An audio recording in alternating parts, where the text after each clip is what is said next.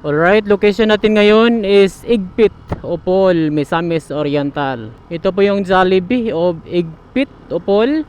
So kung magdiretso tayo guys, ayan po yung daan papunta doon sa city proper. So right turn lang po tayo dito at ito yung daan na ating papasadahan ngayong araw.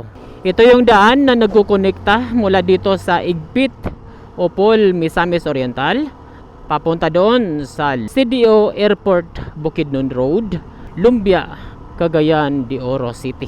So magandang alternative road to guys kung ang biyahe nyo mula dito sa Upol, Misamis Oriental papunta doon sa Talakag, Bukidnon para po maiwasan ang matinding traffic dito sa Cagayan de Oro City proper. So sa ruta na to, madadaanan natin ang Ipunan, Cagayan de Oro City, Barangay Baikingon, San Simon, Pagatpat hanggang marating natin ang Lumbia, Cagayan de Oro City. So sa video na to ay ipapakita ko sa inyo ang status ng daan, kung safe ba itong gamitin sa lahat ng uri ng sasakyan, at ipapakita ko din sa inyo ang mga magagandang tanawin na ating madadaanan. So medyo okay na yung sugat natin guys na nangyari sa atin noong last na video natin doon sa Misamis Oriental, Bukidnon, Agusan del Sur Road, na nagtamo tayo ng sugat dahil po sa insidente na nangyari sa atin doon sa Kagahuman, Malitbog, Bukidnon. So dito sa may Petron gasoline station, kung mag left turn ka dyan guys, yan po yung daan papunta doon sa SM Uptown at papunta din sa Kanituan, papunta sa Pagatpat. Right turn tayo dito guys at dadaanan natin itong Baikingon Road. Dito po tayo dadaan hanggang marating natin ang San Simon Pagatpat Bridge. So ito po yung Kanituan Upol Diversion Road na ongoing yung pagbubungkal. Yan guys, ongoing yung construction. Maluwag yan guys. Kung gusto nyo malaman yung update sa proyekto na yan, ay pwede nyo pong bisitahin ang ating Facebook page at YouTube channel. Hanapin nyo lang po ang Opol Kanituan Diversion Road. Pwede na po yung madaanan mula doon sa Igpit hanggang doon sa Kanituan Junction sa mga motorcycles. Sa mga 4 wheels ay hindi pa po advisable guys, kasi ongoing pa rin yung construction dyan. Pwede yan sa mga motorcycles.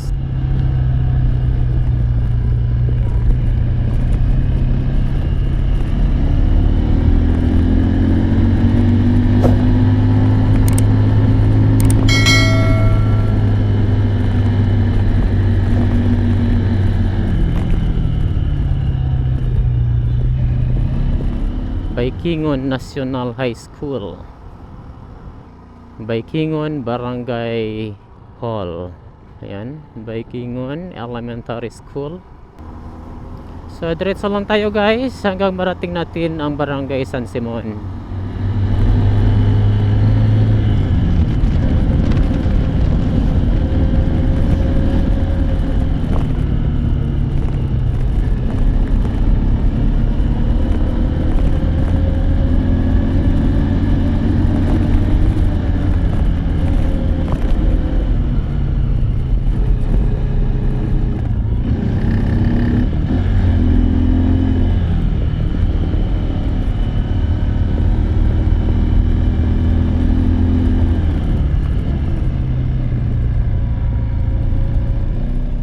Alright, kung magdiretso tayo guys, ito yung daan papunta doon sa Bagukbuk, Opol.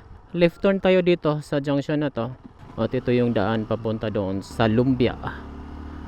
Ito yung San Simon Pagatpat Bridge.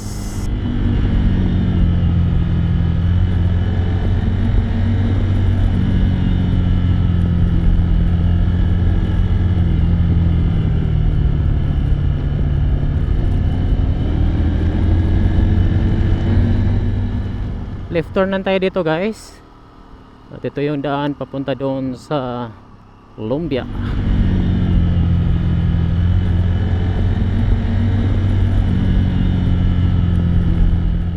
So kung magdiretso tayo guys, ito yung daan papunta doon sa sentro ng Pagatpat, papunta doon sa Kanituan. So right turn lang po tayo dito at ito yung daan papunta doon sa Lumbia of Cagayan de Oro City. Ang ganda ng mga programa ng ating pamahalaan para mag-decongest sa main highway ay itong ginagawa nilang mga alternative roads. Kaso nga lang, konti pa lang ang gumagamit dahil siguro konti lang ang nakakaalam. Pero passable na talaga siya guys. Meron lang konting portion doon sa Pagatpat area, rough road. Napakaliit na bahagi lang ng kalsada guys. Siguro nasisira yun dahil sa wear and tear. Dumadaan doon ng mga mabibigat na mga sasakyan, kaya siguro magiging ganon. Pero maganda siyang daanan guys, tingnan nyo naman oh. Tapos napaligiran pa ng mga magagandang tanawin dito sa area ng Kamarahan. Grabe, nasusunog na yung ano guys. Mayroon palang grass fire dito, kaya ganito yung kulay ng mga damo. Liparan nga natin ng drone para makikita natin sa ibabaw kung ano kaganda itong area na ito. Grabe yung mga grass fire dito area guys. Ang lawak. Buti na lang may natutubo na ng bagong ano sibol na damo. Ayun, maraming mga galaan dito guys. Tanaw mo yung mga gandang landscaping ng kabundukan. Wow. Welcome to Barangay Lumbia, Cagayan de Oro City. Diba guys? Lumbia na, walang traffic.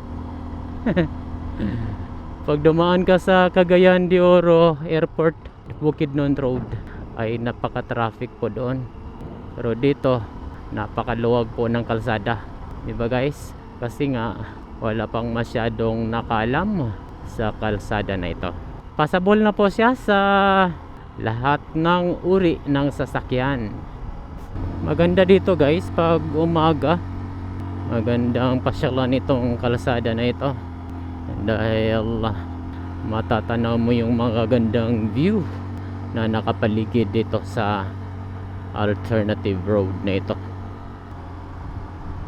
Sana patuloy mag-develop ng mga alternative road dito sa paligid ng Cagayan de Oro City para yung mga biyaheros na wala namang na hindi naman kailangang dadaan pa sa city proper ay pwedeng dadaan doon sa mga diversion road at makabawas po sa volume ng mga sasakyan na dadaan.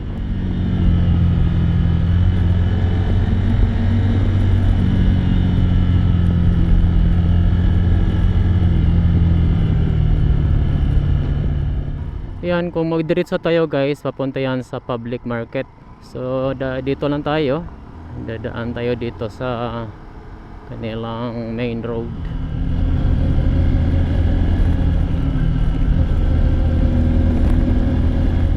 Recap lang po ng ating biyahe ngayong araw. So mula doon sa Igpit hanggang dito sa Lumbia ay konkreto po yung kalsada dyan guys. Mayroon lang konting portion na nasisira dahil siguro yan sa katagalan na ng kalsada at kailangan ng i-repair.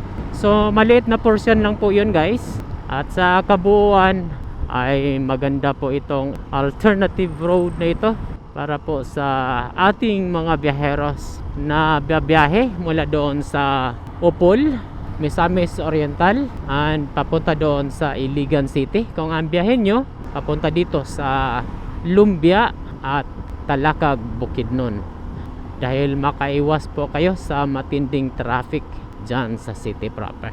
Approaching tayo dito sa National Highway ng CDO Airport, Bukidnon Road. Kung mag-left turn ka dyan, yun po yung daan papunta doon sa Cagayan de Oro City proper.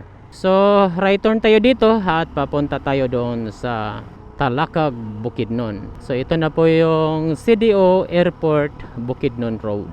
Ito yung daan papunta doon sa Talakag, Bukidnon. At Lanao del Sur papunta din sa Maramag and Malaybalay City. Alright?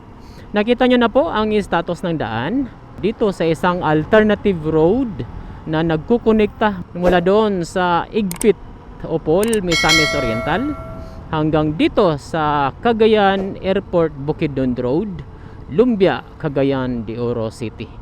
Kung nagustuhan nyo tong video na to ay huwag kalimutang mag-like, comment and share para mas marami pang makapanood sa video na ito.